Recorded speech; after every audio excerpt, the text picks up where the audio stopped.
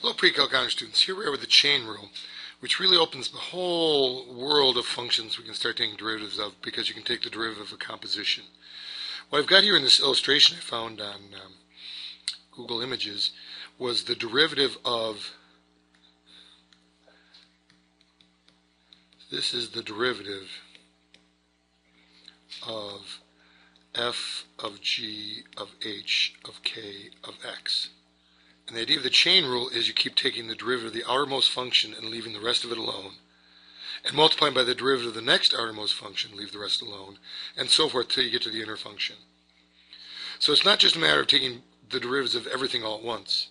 It's very set in the chain rule that how you deal with a composition. Here's just two. The derivative of f of g of x is f prime of g of x. There's the daughter and the dinner. The derivative of the outer function is the daughter. So you take the derivative of g of x. So the outer function is f. You take the derivative of f and you leave g of x alone. And then you have a whole other factor where you multiply by the derivative of the inner function, the dinner. Daughter, dinner. Now, here's it written out in other notation. If you have f of g of x, then the derivative will be f prime of g of x times the derivative of the inner function. And a generalized power rule here too.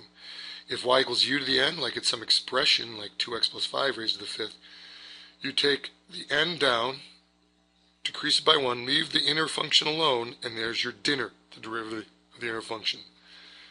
Remember, daughter and dinner. So, before the chain rule, here is first the sort of brute force method. That is, you're going to expand it out with our binomial expansion, and then you get f of x equals 8x cubed minus 3 times 4x squared times 5 plus 3 times 2x times 25 minus 125. And then, still simplifying the form of the original question, 8x cubed minus 60x squared plus 150x minus 125. Now we finally take the derivative. So sometimes that's what you're forced to do with derivative problems, is rearrange the original question until it's something easier to take a derivative of. We got 24x squared minus 120x plus 150. Now I believe we can factor a lot out of these. Can we get a ton? What can we get out of all of these now? What can we factor out of 24, 120, and x squared? Well, maybe a 6 or a 8? No.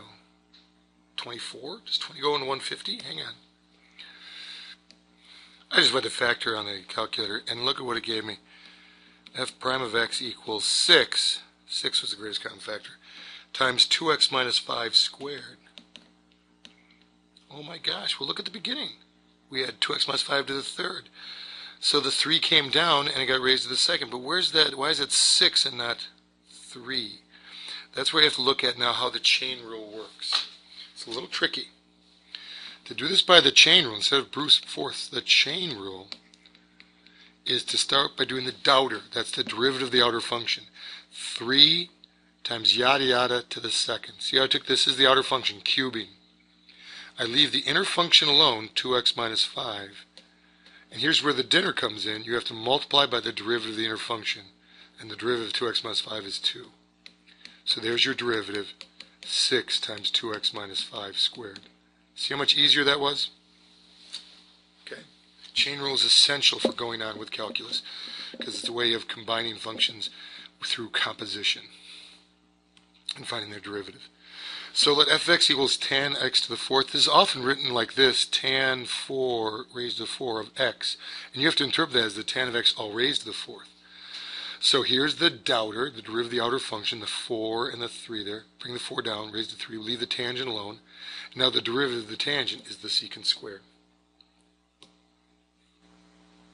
Here's another example, 2x cubed plus x raised to the 7th times x squared plus 4. We could expand it all out, but you see how much work that would be, especially with the 7th power here? So instead we take the derivative of this first one. So it's also the product rule along with the chain rule here. Because you've got to take the 7 down in front and raise to the 6th. And here's the derivative of the inner function, 6x squared plus 1. Times x squared plus 4. Because I didn't take the derivative of this. Now I'm going to take the derivative of x squared plus 4. That's just 2x. And I leave this 2x cubed plus x raised to the 7th alone. Now you should probably go on with this because, as I said before, either fully expand or fully factor, and it's to our advantage to fully factor in this case. We can take a 2x cubed plus x raised to the 6th out of both these terms, leaving behind 7 times 6x squared plus 1 times x squared plus 4 plus, and 2x cubed plus x to the 6th taken out of this will just be a 2x cubed plus x times 2x. Now, I'm not seeing anything else we can factor out here, so we can actually take an x out of this, x times 2x squared plus 1, and both those will be raised to the 6th. Inside here we've got 7 times, FOIL this out, first is 6x to the 4th, outer is 24x squared, and 1x squared is 25x squared, last is 4, plus 2x times 2x cubed is 4x to the 4th, plus 2x times x is 2x squared. So x to the 6th times 2x squared plus 1 to the 6th times, we got 42x to the 4th and another 4x to the 4th, so that's 46x to the 4th. We've got 7 times 25, 175x squared plus 2 is 177x squared. And 28 plus 28. Wow. There's our derivative. Let's check with the TI-89 and see what it says on this huge derivative. Remember, find the derivative key, and then left parentheses 2x raised to the 3rd plus x parentheses raised to the 7th times left parentheses x raised to the 2 plus 4 comma x. Take the derivative with respect to x. Oh, huzzah, it is correct. Check, please. Okay, now let's do one last example. You're finding the first derivative of this one. This does use chain rule. We're going to start by thinking of this as f of x equals x minus 1 over x plus 1 to the 1/2 power. Now, you might also want to consider an auxiliary rule here. Auxiliary rule. That this comes up so often that if you have f of x equals the square root of x, then the derivative is just 1 over 2 square root of x. Because basically this is x to the 1/2, so it's 1/2 x to the negative 1/2. And so we can do that here too. We can apply that here. We can go this route, or we can just go right to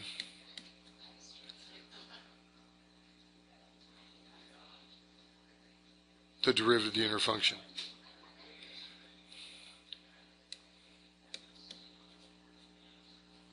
And that is, and those are combined. The derivative of the outer function first is the square rooting. So that'll be 1 all over 2 square root of x minus 1 times x plus 1. But you've got to multiply by the derivative of the inner function. Remember this inner function in here? This was unchanged, the x minus 1 over x plus 1.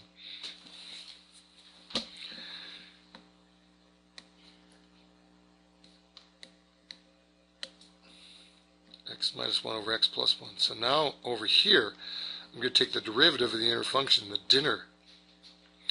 So that's going to use the quotient rule. Bottoms up, or low d high. Low, x plus 1 times the derivative of the high, which is 1, minus high d low, so that's x minus 1, times the derivative of the lower function is 1, all over the bottom squared, low squared, x plus 1 squared. So, this is the derivative now. So for the derivative, we've got up on top, x minus x, those cancel. 1 minus a minus 1 is 2, over 2 square root of x minus 1 over x plus 1 times x plus 1 squared. So the derivative is 1 all over Now this fraction at the bottom I could switch as putting the square root up on top, square root of x plus 1 and square root of x minus 1 down here, times 1 over x plus 1 squared. Now if you look at that though, we're canceling out a lot of things here. I think it's considered a simpler form to write this as square root of x minus 1 over square root of x minus 1 times, you've got 2 powers down here and a half a power up here, so that ends up being a 3/2 power underneath. Okay? Now let's see how the TI-89 expresses the answer and see if we've got an equivalent form. It's funny, the TI-89 left in this form, 1 over x plus 1 squared times the square root of x minus 1 over x plus 1. Matching what we had up here, sort of. And they didn't even put this, or matching what we had over here, actually. But I prefer if you did something like this.